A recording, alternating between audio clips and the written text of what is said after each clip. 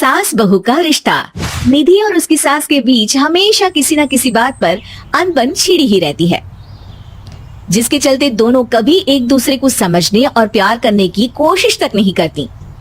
अरे मेरे तो भाग ही फुट गए जो ऐसी बहू मिली। हाय, मेरी तो जिंदगी बर्बाद हो गई। भगवान, या तो अच्छी सास दे देता या फिर गूंगी। इन्हें मेरे सिर बिठाकर कौन से जन्म का बदला ले रहे हैं भगवान। क्या बोली? वही जो आपने सुना। इतनी बड़ी हो गई कि सास से जुबान लड़ाती है। अरे यही सीख कर आई है क्या मायके से? अरे नहीं नहीं, उसके लिए तो ससुराल ही काफी है। मेरी सास ने मुझे बहुत अच्छी सी जुबान लड़ाना सिखाया है। हाँ। सास बहू की तीखी नोक झोंक चल ही रही होती है कि दीपू वहां आ जाता है। रिश्ता करते हुए पति पत्नी की जगह सास बहू की कुंडली मिलानी चाहिए, क्योंकि अगर सास बहू का रिश्ता अच्छा नहीं तो उनका पता नहीं, पर पति की जिंदगी तो पक्का झंड है। मुझे अपने सामने कोई झगड़ा नहीं चाहिए। बस करो दोनों। दोनों शांत होकर अपने अपने काम में बिजी हो जाती हैं।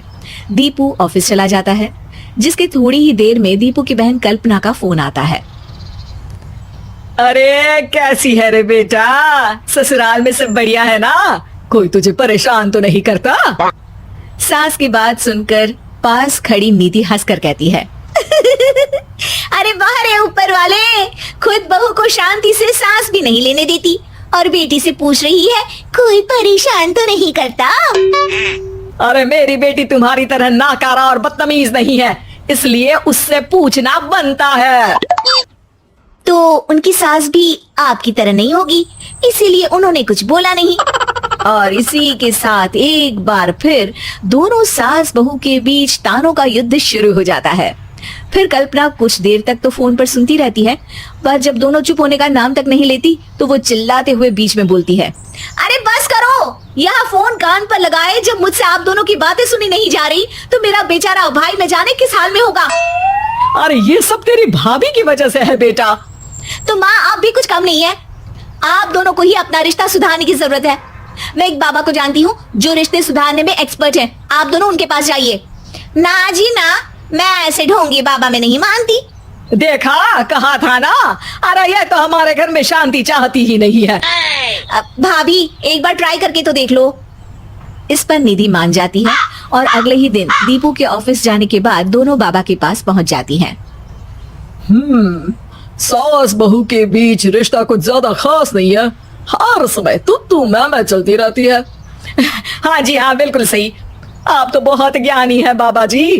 तो भाई सुनो, बहू को साफ और सच्चे मन के साथ सास को 12 लाल और 12 हरी चूड़ियां भेंट करनी है। मतभेद अपने आप कम हो जाएंगे। बाबा का उपाय सुन अगले दिन निधि सास को चूड़ियां भेंट कर देती है, लेकिन इससे भी उन दोनों के बीच कुछ सही नहीं होता। अरे पक्का इसने ही किलस कर चूड़ियां दी होंगी, तभी कुछ नहीं हुआ। दोनों दोबारा बाबा के पास जाती है। कुछ नहीं होता। तो दूसरा उपाय सुनो। सुबह सूरज निकलने से पहले ही घर की सफाई कर सारा कूड़ा घर से बाहर कर ठंडे पानी से स्नान करना है। इससे दोनों के बीच रिश्ते अच्छे हो जाएंगे। अरे इतनी जल्दी मम्मी जी ही उठ सकती हैं? ये आपको ही करना पड़ेगा। मैं अकेली तो लड़ाइयाँ नहीं करती ना। बाबा का उपाय मानते हुए अगली सुबह से सास जल्दी उठ सूरज निकलने से पहले घर की सफाई कर ठंडे पानी से नहाने लगती है। ये सब कुछ दिन तक चलता है, जिससे अभी भी दोनों के रिश्ते तो नहीं सुधरते, पर सास की तबीयत खराब होने लगती है। अब लगता है आपने मन से काम नहीं किया होगा, तभी तो रिश्ता वैसा का वैसा पड़ा है और तबीयत खराब हो गई। अरे सही कहती थी तुम। कल मुहा ढूंगी बाबा। देर आए पर दुरुस्त आए। चलो आराम करो। अब निधि बाकी काम छोड़ सास की सेवा करने लगती है। अपनी पत्नी और माँ में ऐसा बदलाव देख दीपू बिल्कुल हैरान रह जाता है। अरे कहीं बाबा ने कोई जादू टोना तो नहीं कर दिया?